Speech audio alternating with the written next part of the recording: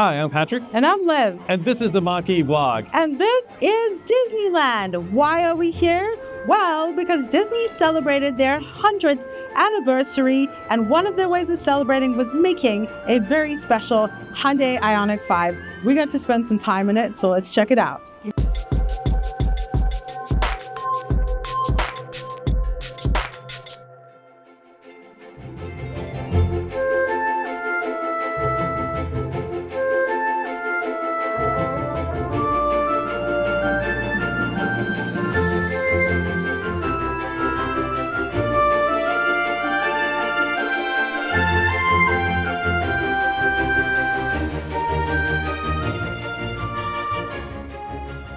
If you're familiar with the Ioniq 5, this is basically an all-wheel drive dual motor. It has the 260 miles of range, 320 horsepower, the same like fast 10 to 80 charging in 18 minutes, 0 to 60 in about 5 seconds. So it's basically just an Ioniq 5 with all the features and then some added stuff that's special because it's Disney 100. One of the extra special features we're looking at right now, this is gravity gold matte paint color. Looks silver to me. Yeah, neither of us think that it actually looks gold. You have to let us know down below. Leave like a gold coin or a silver coin. I think that'd be cute because I think it looks silver. It is super matte though, and it looks really gorgeous. But on the side here, we have a couple of the little special Disney features, like the Mickey Mouse ears. If you can see where it is, you got ears on either side, and then the head over there. And if you're familiar with Disneyland, then you'll know that they love to hide little hidden Mickeys like that. We have the Disney100 Platinum Edition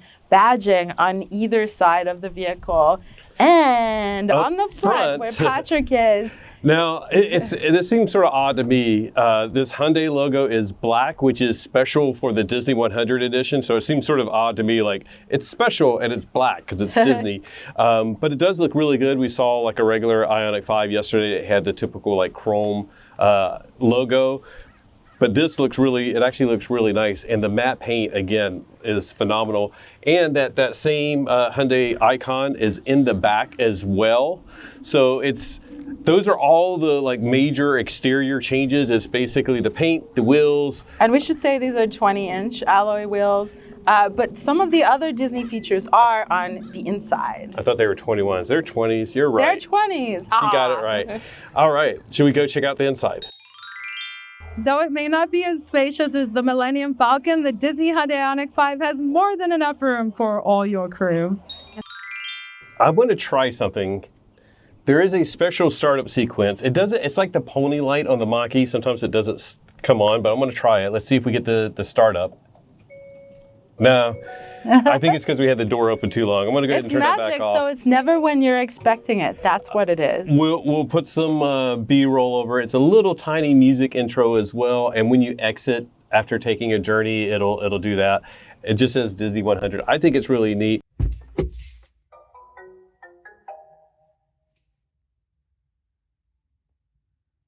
But you also notice like the colors in here look really nice. It's Terra Brown and Mud Gray. Again, it's sort of like odd colors to think of it as in Disney, but it looks really fantastic in here. The combination goes together very well, gives it a little bit more of a premium feel and a very, very much special. The other thing is of course, it has more little Disney things on the door. There's a bunch of like little Mickeys, like in a copperish print as well. In the headrest, it says Disney 100. That's embossed as well as on the armrest.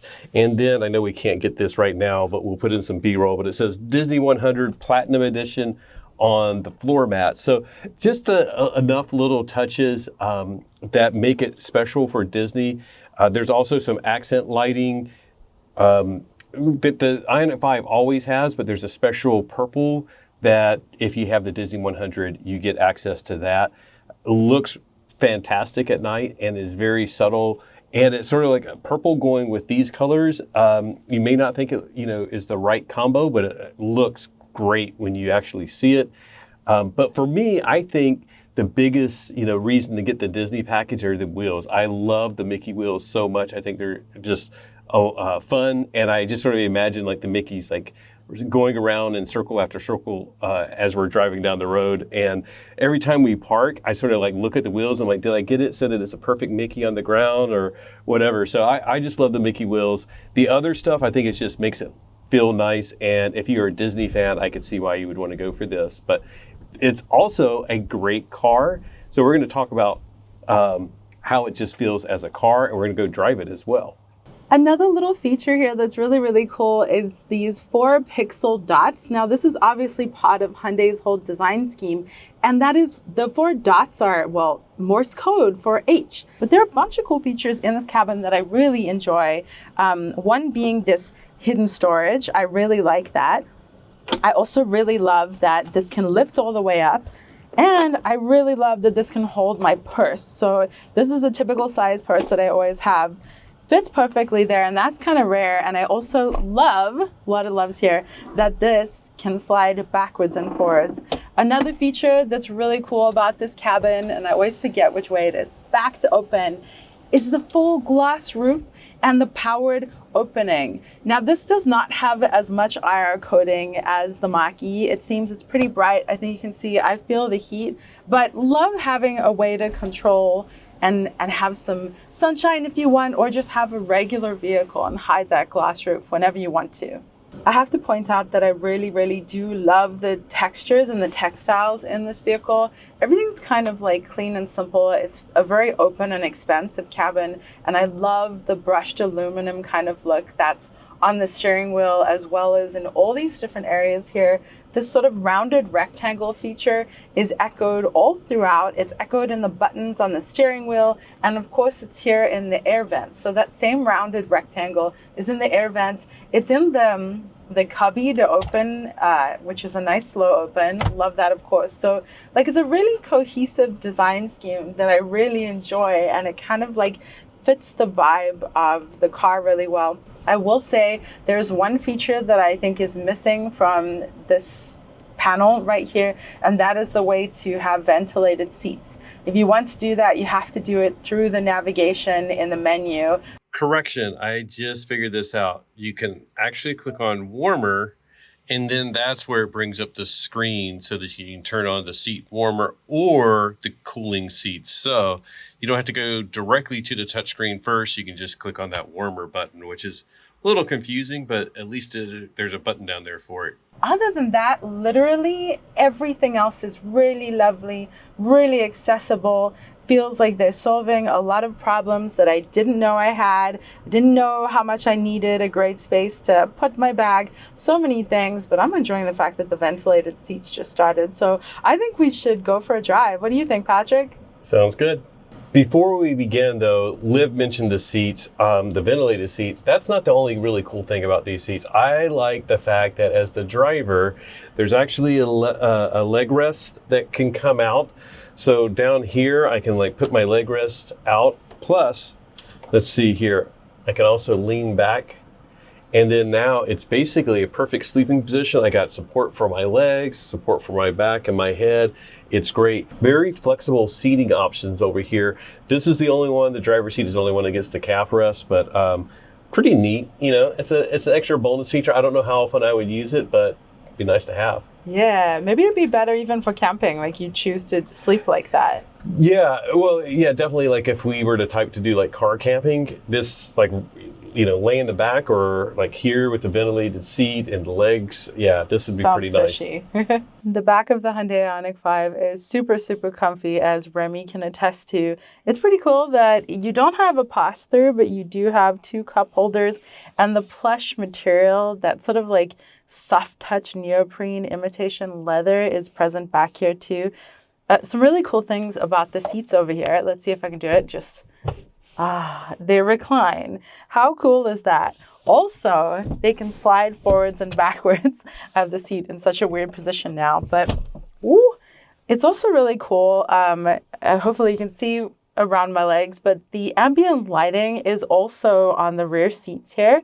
And in the middle, between the 2 rear seats, there's actually a 110 plug. So I'm sure we can throw some B-roll of it as well. But there's 2 USB-A plugs. But having the 110 is just extra, extra cool. Oh, and before I forget, because I just put it up and didn't even mention it, we have the sunshade here. So it's really bright as the sun starts to set on that side. So it's really handy to have this. And I can actually feel the heat. So this is blocking quite a bit. So nice to have as well.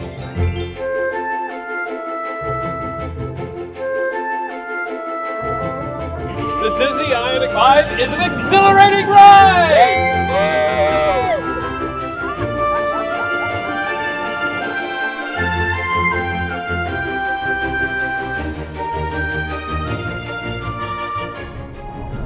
For our driving segment, we're actually not testing this out. We're driving back home. We dropped off a friend at an airport down in San Diego. There's a lot of traffic going back home, so we're going back a slightly different way. But it gives us a chance to do quite a bit of freeway driving and experience the Ioniq 5, and especially like how does it sound at speed, how does it the ride quality, and the driver's assistance, which is interesting so far, but we'll get to that. First of all, like I think it's sounding pretty quiet in here on typical pavement with concrete dividers. What do you think? Yeah, I mean, if the Mercedes EQS is always our highest bar so far, this is good. It's certainly no Fiat 500e, which was really loud. This is good. As far as like the riding feel, it's very smooth. It feels really good. So we did like an hour and a half in traffic down in the Ioniq 5 and then drove around downtown San Diego on really rough streets and then decided to film this on the way back so that we got to have like the whole experience of coming down rough streets, and then everything was like fresh to share. And it really performed nicely, I thought, for the passenger at least, just like cushioning me against the roughness, both on the highway and down there. I really like the suspension. It's nice, smooth highway cruiser, so really like that. And we had, of course, a friend in the back seat, Sergio, lift gift, or Big Surge. Big Surge, depending on which platform. But we were carrying on conversations. It wasn't like yelling or anything like that. Normal voices. It wasn't whispering like we can do like in the EQS, but very comfortable. The seats are comfortable. It seems like a lot of seats lately that we've been in are like really like firm, and they sort of like, I guess, try to make up for it with the suspension or whatever. This seems like the seats are just comfortable. Not a ton of bolstering, but actually it's a decent amount. It's just not like completely wrapped around us, but pretty comfortable so far. Yeah, we've been in a couple more performance-y vehicles lately. It's quite tight bolstering, so I would love to hear if you are larger, taller than us, whatever. We're 5'5" and 5'6". Yes. Yeah. So if you're taller than us, bigger than us, like how does the bolstering feel? Because it feels like it's kind of tight. But the seats are quite comfy. Like I think this would be a nice long road tripper. The other perks that I've noticed so far in our drive with this is I really like the heads-up display. It does a bit of flashing at various times. That, I guess, because it was like I have the speed limit set and I'm going like... What was it doing? Well, it starts flashing because as soon as I touch the accelerator, it starts flashing like I'm... And actually, it's doing that on the instrument cluster as well. So yeah, like it's right doing now, that to me. as you're accelerating, Yeah, people are going faster than me. I don't get into much faster, slower lane. Oh yeah, by the way, it'll do assisted lane changes, which we're still waiting for in the Mach-E. So it did that. Turned on the blinker, it made the lane change for me. I can also just take over, so I can turn on the blinker. Like you know how it is. Sometimes you're like, I want to get in that spot, and you want to go over quickly. You can turn on the blinker, make your lane change, turn your blinker back off, and it'll resume. I really like that. There are some indications within the heads-up display that shows the other cars. It's sort of interesting because they look like blocks of soap, because it's not like a car, but it's like these squares that are You said the same thing about the GV70. Yeah. Right? Yeah, of course. Okay. So same, that makes same sense. company, same type. I have noticed some peculiarities with the driver's assistance. So we were going on, this is a 163 coming out of San Diego. And as we hit some of the sharper curves, it didn't give up. It didn't say like, hey, this is too sharp, or, slow down or anything like that. It just sort of like was doing some weird drifting, so much so that it said that I was doing okay. And then all of a sudden it was like I was hitting the little lane dividers. So it didn't like give up. It just didn't complete the effort. So that was a bit strange, but otherwise, so far it's been like doing a great job handling traffic and everything. I think it's just like with any driver's assistance systems, pay attention, keep your hands on the steering wheel, guide it a little bit for this one to make sure you're where you need to be on the curves. The other thing is this digital rear view mirror, which I don't really care for digital rear view mirrors. And the reason is like right now I'm looking straight ahead, my focal length is like 100 yards, 200 yards down the road. And then when you glance in your mirrors, on the side mirrors, I'm looking back 100 yards or whatever. That's my focal length for my eye. And then when I hit this, it's like all of a sudden it's sort of like if you look down at your dash type thing, it's the same focal length because that's where the actual screen is. So it takes a little bit of getting used to. I think it's like a hundredth of a second that it takes your eyes to adjust. By the way, it just popped up and said drive carefully because I think we're merging onto the I-15 now. But I do like the digital because like Sergio was in the back, and as much as I wanted to see Sergio and say hi to him, I wanted to see the traffic more. So it's really nice to have that option. And then like right now I have this GoPro facing forward. So if I had the rear view mirror, I would just see the GoPro, but now I can see that. But if I do the mirror, by the way, I think I can say hi to everybody. Actually, that's not too bad. I still have it's actually decent visibility out of the back. Of course, I got the headrests that are sort of in my way. The middle headrest is a little bit down, and now I can see the GoPro and say, hi, how are you guys doing? I'm not sure which is preferable for our viewers, but... Yeah, you have to let us know. It's a funny thing, like when we're editing and we're like, oh, look, I see us looking at the camera through the rear view, so you have to let us know if you like that or not. Not to hide from you, but I got a bit of sun coming in from the side. Yeah, that's a funny thing with every press car is that the side windows aren't tinted. Ours are, depending on the legality of where you live. Of course, that's up for debate. But I really love having side tinting because this is what a glare. Yeah. Overall, having the heads-up display combined with the display here, as well as the fact that I can cycle through some information. This one is really neat. I don't know if you can get this one live. And you at the instrument cluster? Yeah, because it's showing the car, and it's basically showing the power output is basically to the rear wheels. This guy sort of drifted into my lane, so now I'm coasting. Energy's going back in. So I can cycle through different little displays. There's my heads-up display and the bars of soap that I was talking about. That's what I see on the heads-up display. But yeah, it's really nice and easy to access. Bright information here. I'm guessing there's a dark mode. I haven't tried that. Oh yeah, I have, and it's independent. So you can set the two different. Yeah, two differently. And generally, I like dark mode. I think with this light surround, that I might prefer the light, but also for filming purposes, we generally found that it's easier for the camera to see the white screen than the dark screen. Hopefully, it's not flashing too much. And then, of course, I have Android Auto playing here. And CarPlay works as well. Look at the highway. How many straights are there? It's a lot of lanes. It looks crazy. Yeah, this is a SoCal. very packed area. Yeah. Forgot what else I was going to say. Having access to nav, my climate control, everything fairly quick and easy to access everything. There is an on-off button, a start-stop button. The gear shifter is like a twist knob. When they dropped it off, they were like, "Oh, you gotta, check that out. That's how you show." It's like it just takes you a second to figure that out.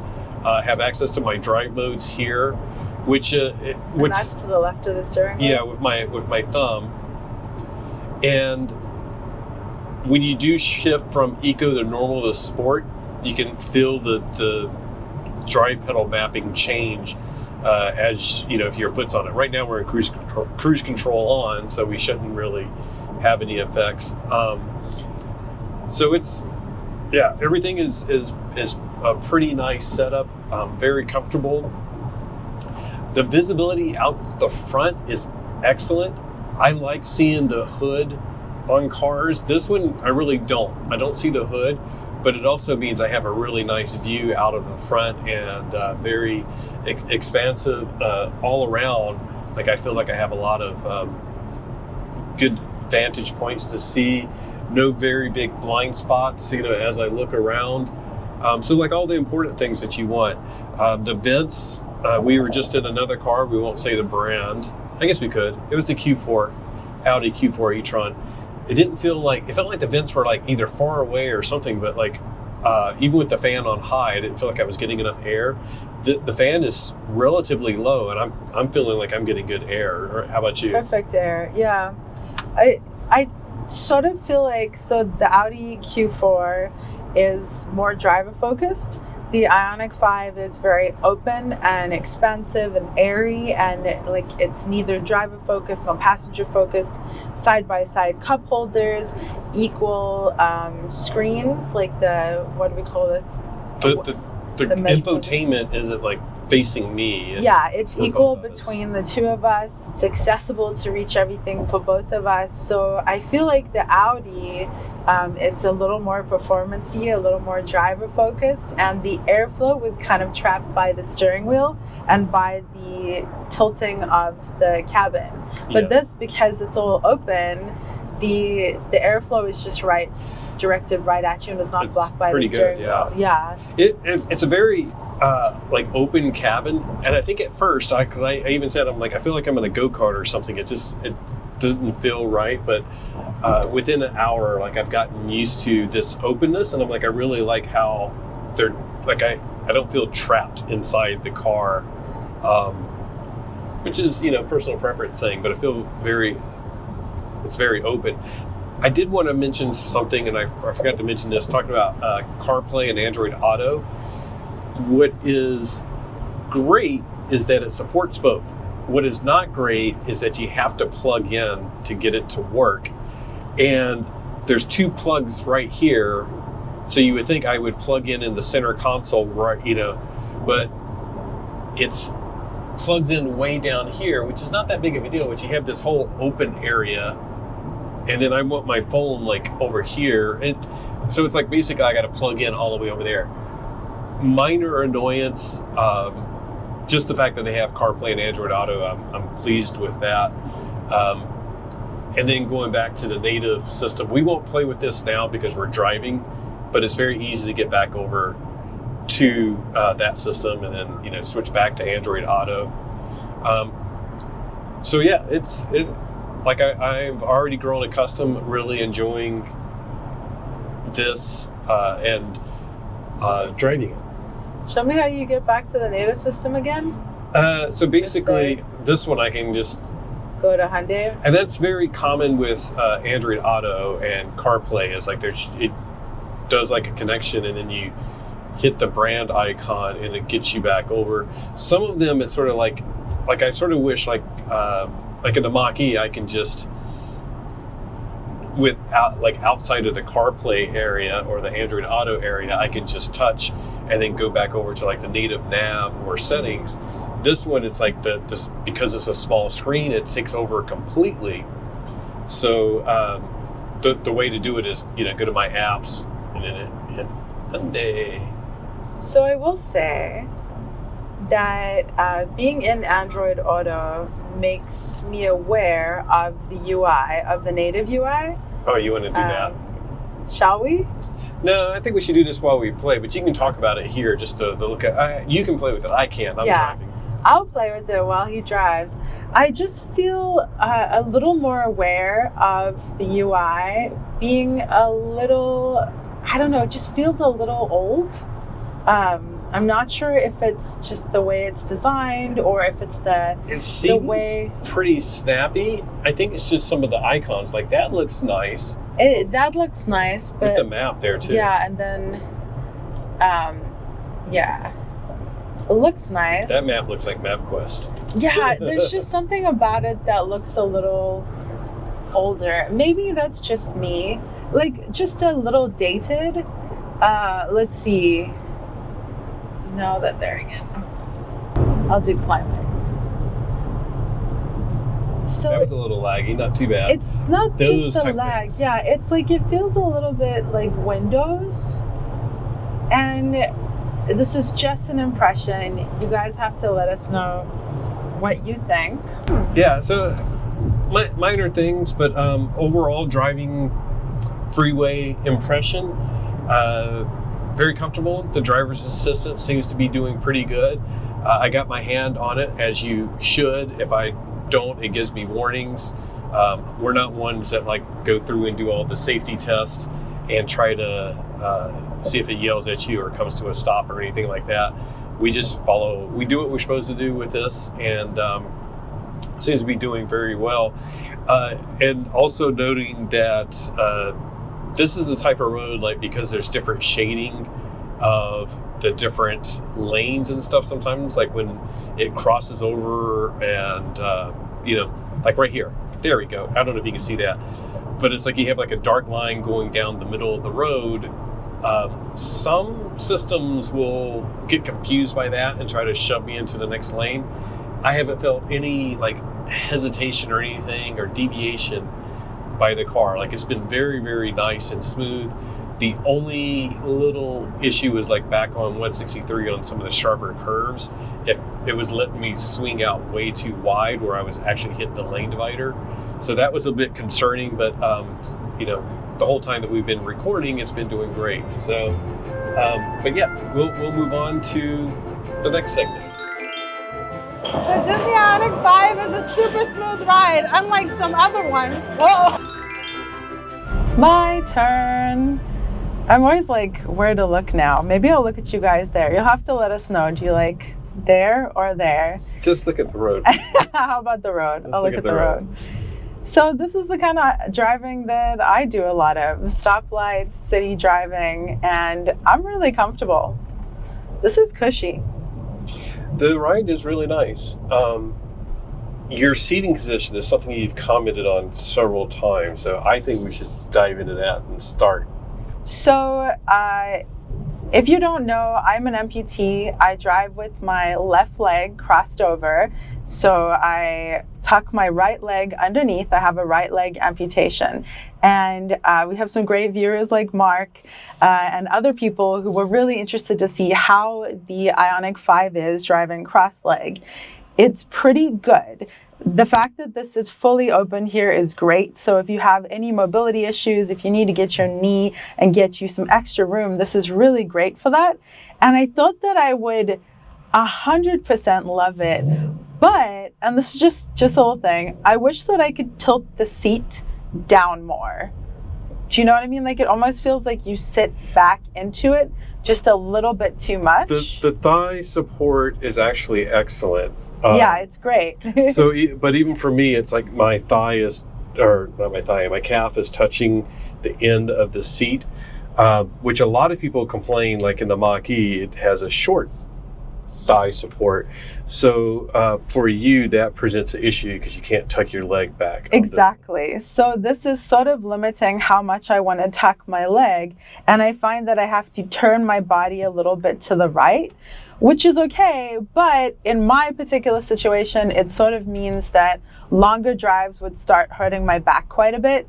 This is a really rare situation. If you actually drive with your left leg, if you're an amputee driver or an alternative driver, I would love to know you. Please, please, please comment. We haven't, I don't think we've run into anybody, yeah. No. So this is very unique, but it does translate into other things as far as like that's rare, but knowing that like it doesn't bug me that it's touching the back of my calf when I'm driving, but it's like I can feel it, and it's sometimes I'm like, ooh, what is that? You know? Yeah. And to explain why this is a problem, it's because I'm pressing onto my prosthesis with my driving leg, so it sort of limits my freedom of movement just a little bit. Hopefully we've been able to illustrate it a little, but like we said, this is a really unique situation. But do you have something to say? No, I was just noticing the bumpy road and like. Oh, doesn't this feel good? It feels pretty good. Yeah. It didn't mean to change the subject. That's why. Oh, gotcha. Yeah, it's a very bumpy road right now. I think it feels quite well supported and stable. But so the fact that this cabin is really nice and open is phenomenal. This is really phenomenal. So if you... It's airy. And like, I think I like this more than you, and you kind of like a little more of a closed-in cabin. This is a bit open for you. What do you think? It's part of it is like we have a Mach-E, so that's sort of what I'm used to. And then we've also been in like the i4 M50 recently, which is very closed in, and the Audi, which is not as closed in as those, but it's more closed into that. So it's like I feel like I'm in a living room lounge chair type thing. This is the opposite, yeah. And so by the way, with the seating, with there being a lot of thigh support, it kind of feels like that vibe, like the lounge chair thing. Like, it's very comfortable. It feels like it would be comfortable for a long road trip, unless you're like driving cross-legged like me. But we definitely need to try the thing where you can lean the seats all the way back, because like the whole point of this car is kind of like a lounge, isn't it? With the leg rest that comes up. Yeah. For the driver only. What? Oh, the passenger can't do that? No, I can't do that over here, so. Well, that's it. I don't want it. You've been driving for a while, you need to charge. The driver is the one that needs to relax. I can do all sorts of things. Although I kind of feel like the passenger, so the driver wants to relax, so they switch with the passenger and then take a nap and like lean all the way back. It would be, yeah. While driving. That's the only thing I thought about, was like, wouldn't it be nice if like you drive for 5 hours and I'm over here and like I'm taking a nap But then again, you're not safe to be secured when you're lying down. Oh, so you and your logic.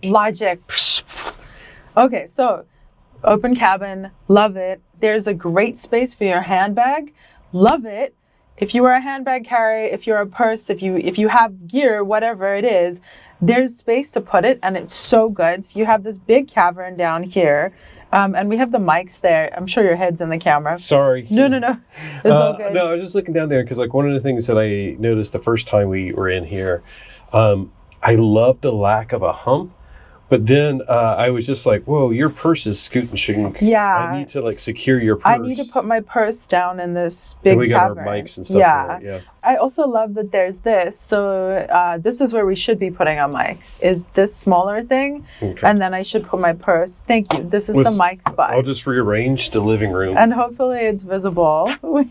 It's not, but you guys know. There. You can take a shot, and I'm like totally not paying attention. Take a B-roll of our new living room setup. So it was like I was worried her purse might slide over there. Yeah, because it's totally open. Now it's down there. Very easy. Very easy. So as far as driving goes, I really enjoy driving this. I feel like it's uncomplicated and pleasant. What? Now, you're in normal mode. Yes. Which is what I think you would use a lot of times. Although, like in the Leaf, we do eco mode if you want to try that. And I'm curious if you want to try eco and sport. Sure. And it's literally just tap the button, and now you're in sport. Oh no! Yeah, I get. No, thank you. No. And now you're in eco mode. If you wonder, the sport was immediately like too responsive for me. I like that the normal mode is just cushy and cruisy. Have to clear my throat. When I was driving back from the airport today, I switched to sport mode and was just messing around with it, and I found it is a bit touchy. Yeah. And it wasn't like too big of a problem or anything, but yeah, I found that it's like a very, very, very touchy, and mostly like when I was at highway speed. like I want to let off a little bit, and it was just a little bit. Like I could tell Liv was like, "What are you doing over there?" Yeah. But it's sort of like with the Mach-E. It has unbridled engage and whisper mode, and I usually, like on the freeway, I drive in whisper mode a lot because some of the same reasons. It's like it feels a little bit jerky to the passenger when you let off a little bit. Whisper's a smoother, eco/sports smoother.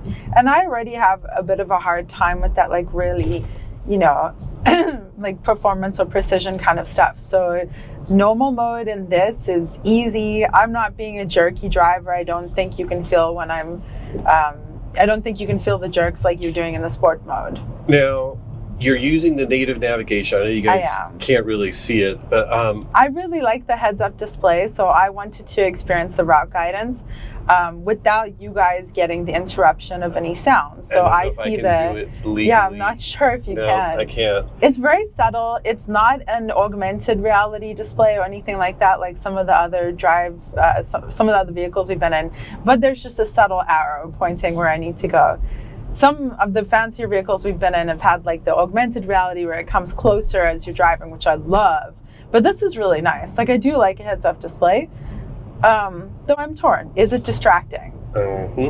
You think it's distracting? I think they're all distracting, the heads-up displays, but they're all also nice to have and a nice function. So it's sort of like it could be distracting at times, but then it's nice to have that information. And are you using the digital? On purpose, yeah. So it was like with the glare, it was a little dim. So I'm using the digital, and I see what you mean, how it takes a minute for your eyes to focus. And it's kind of weird because I'm looking at the vehicle in front of me, but I'm also looking at the heads-up display, which is closer than the vehicle, and then I'm looking at the digital rearview mirror. So your eyes, I wonder if that increases fatigue over time. Oh, good point. Yeah, because I feel go a little... research that. That would be interesting. If I find anything, I'll put it in the description. If you don't see anything, I was either lazy or I didn't find anything. Lazy. Nah, we'll do it. So we don't have that long of a drive, so I should mention a couple other things. The steering wheel is quite large, which I really like. I don't know, it feels large to me, and I enjoy it. I think the difference between like a small and a big steering wheel on these cars is not actually that much, but it has a good impact. I think it's a nice soft touch. Yeah, it is. It is a nice soft touch, and it's a very simplistic sort of navigation. Interestingly, Patrick discovered that the switching songs, it's back to go to the next song. Is that right? It's down to go to the next song. Just up to doesn't seem right. Backwards, and I'm like, I feel like this way is forward, that way is back. I don't know. It just. It's all sorts of weird. And a lot of that is muscle memory. Yeah. So it's sort of like it's what you get used to in one car and then you switch to another. The worst was when I was in England and the gear, the blinker and the windshield wipers were on the opposite side on the car, on one of the cars I had, not both. I can't even. You're very good at switching different countries. Now, this is quite a large vehicle. I think it's like 183 inches, but to me, it doesn't feel that large at all. This is super pleasant to drive, and it just doesn't feel that big. And perhaps part of it is that you can't see that much of the schnoz, but it doesn't feel like there's that much space back there either. One of the things I really like about it is that the wheelbase is large. It is. They've pushed the wheels out quite a bit. So I think it helps with the ride quality. Like it feels very stable going over like speed bumps and whatever and uneven pavement. It really does. Yeah, and it's definitely there's definitely an equal amount of hood as most vehicles in the front. But because it sort of dips off from your visual, it's just kind of an illusion, isn't it? That there's not that much there. Yeah, and I'm curious, like I've seen some of these debates online, but that's always toxic. But I'm going to ask you online, do you like being able to see like the hood and like the end of your hood, or do you just want to see the windshield and then you don't need to see the hood? So I will say, I mean, this is a super pleasant drive. I really like the open cabin. I could see living with this long term for sure. Hopefully I could find a way to like maybe adjust the seats in a way that I don't have to turn so much and reduce the back strain. But I really enjoy this car, Disney or not. And I tried to wear the Disney ears, but because I tend to sit so high, I was like almost pooping on the roof, but Patrick is I'm representing. wearing my Disney World 50th anniversary shirt, so it's somewhat related. It's totally related. But yeah. All right, shall we move on? Yeah. Bonus coverage, we got down to like 19%, so I was like, this is an opportunity to charge. Also illustrate some, of course, issues. We are at one of the 10 stall chargers here in Oceanside, one of the rare ones. The other ones are busy. This one actually, when we were heading over, it said 6 of 10 available. We got here, it was completely full except for the one that we got, which is actually an ADA / charging spot, but it's also only a 150 kilowatt charger. So good news, bad news. Bad news is we can't use the 350, the one 350 or two 350 that's down over there. But even though it's a 150, the 172 kilowatts that we've been at for the past 6 minutes is pretty great.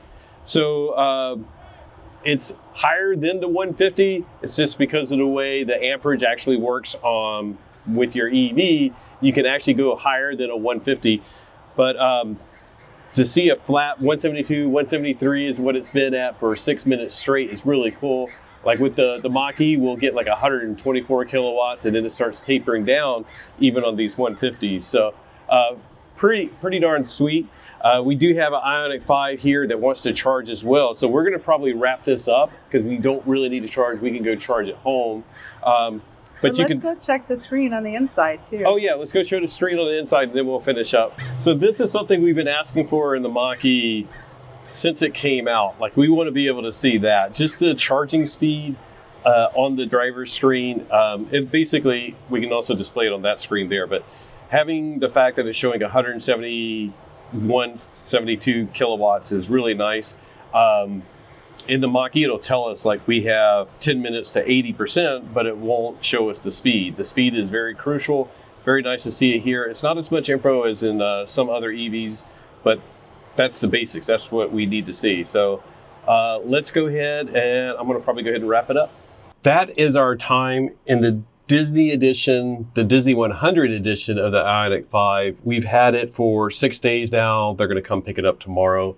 It's been a really fun week. We've done 2 trips to the airport. We also went to Long Beach yesterday for a zero run. Check out our video on that. I've really enjoyed it. It has a lot of pros to this. And then the fact that it has the Disney magic touches, I think is really, really fun. Really fun. And I am so glad that we finally got a chance to drive the Ioniq 5 in general. I really love it. I really like the open, expansive cabin. It has a ton of features that are premium and awesome and that I totally appreciate. It's like the same length as the Mach-E, but somehow it feels nimble and petite. Maybe it's the fact that it doesn't have a big schnoz. I don't know, but I enjoy driving it. I find that the pedal feel is like a little more chill than the Mach-E, which I really enjoyed. I can't remember what mode did I like, just normal. Yeah, we kept it normal for you. Normal. I was using mostly normal. Sport felt a bit touchy for me as well. A bit touchy for me, yeah. And especially like when I had the one pedal driving on, or iPedal as they call it, it was a bit touchy. My biggest complaint this week about the Ioniq 5 was the driver's assistance. What do they call it on this thing? I forget what it's called. Used it a lot going up to Long Beach, and it was weird to me because it was doing well like 99% of the time. And then every once in a while we'd hit like not even a sharp curve in the freeway, and it would all of a sudden start drifting into the other lane, and it would start hitting the actual lane markers. And Liv was like, "Can you just please turn that off?" And that was the second time this week somebody's like, "Can you just turn that off?" Because it would do some wobbling. So it was the most ping-ponging I've felt in a vehicle as a passenger. And like, because, you know, you'll just be on your phone, tapping away. And I do that in every vehicle we're in while Patrick's driving. And this time I actually couldn't because I'd be like, what is happening? And there were a couple times where it seemed like you were sort of wrestling to gain back control. Well, I wasn't like wrestling to get control. It was, I was letting it do what it wanted to do, and just had my hand on it to see what it was going to do. And I'm like, no, we're in another lane. And then I have to like force it to get back into the lane. And it's like, no, I'm trying to go into that lane. And it was a little bit dodgy, but I don't know. I got to look up some of that. If you guys have a Hyundai, or I'm assuming Kia or Genesis, and you're familiar with their highway drive assist, I think is what it's called. Let me know, like, do you have any issues like that? Like I said, 99% of the time, it was great. Rested my hand on the steering wheel. Liked the fact that it did the assisted lane changes. Overall, you liked it, but it didn't go as fast as you wanted. Yeah. Which is obviously probably a good part of the feature, that it's not like meow. So I think that part of that is like when you're driving in LA or Long Beach traffic, when you see a spot and you turn your blinker on, you gotta like turn your blinker on and go. If you turn your blinker on and you wait for it to make like 2 or 3 blinks and then go, the person is generally going to go like, let me fill in that gap so they can't get in front of me. So I'm like, you had your chance and you just missed it. So part of that is just LA driving. So anyways, I think for a lot of people, it wouldn't be that big of a deal. Someone wants to say hello. Who? Stay. It is a Disney special edition. If you've noticed, we've had Disney stuff on the whole time. This is from, what is it? Black Spire Outpost. Yes. If you know, let us know. And I've had it on my other Disney shirt, but I do have on my Stay Charged shirt, which is not Disney. So, but yeah, I think one of the great things about being able to have a car for a week, and why we actually mentioned that we have it for a week, is that it's different doing a review of a car when you have it for an hour or something like that. 2 hours, 3 hours, or even half a day. Like, having it for a week helps really shape our opinion of it. Well, and you get to do things that you do within a week. I'm going to adjust the camera so I don't wobble so much. Okay. So you do things like grocery shopping, pick up friends, pick up family, put things in it, all sorts of stuff that you will do with your vehicle, you get to do, and you get a better feel for how it would fit into someone's life. And we try to review things thinking about you guys, as in thinking more generally than just ourselves. So we'll definitely share our opinions, but we want to share generally as well. You guys really seem to like the Ioniq 5. There are a ton of you that feel really strongly about it. It's and won a I lot can of tell awards. why. It's won a ton of awards. Fast. I can totally see why. I would be absolutely thrilled with this vehicle. I'm not a person who does a lot of longer driving, so the ADAS stuff wouldn't bother me. The only challenge that I had is that the length of the seats, or the way that they curve, just felt a bit too long, so that in my weird situation, it was pushing my prosthesis and making me turn a bit and hurting my back. But then again, if I'm mostly doing shorter driving, and like you drive the longer road trips and stuff in this, but then you'd have to use the ADAS. I don't know. A lot of things. I would definitely be happy with this. What about you?